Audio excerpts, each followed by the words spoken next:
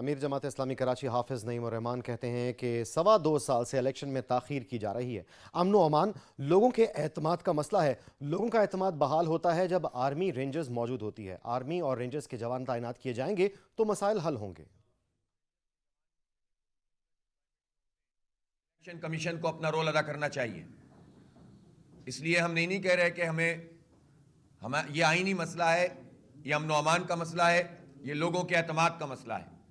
لوگوں کا اعتماد اس وقت بحال ہوتا ہے جب آرمی کے جوان اور رینجرز کے جوان اسٹریٹک پوزیشن پر ڈپلائمنٹ میں ہوتے ہیں، اور جب وہاں پر نہیں ہوتے اور آپ کہتے ہیں کہ ہم صرف وہ ہوں گے فریکوینٹ کوئک رسپانس فورس کے طور پر موجود ہوں گے، تو یہ تجربات ہم ماضی میں کر چکے ہیں۔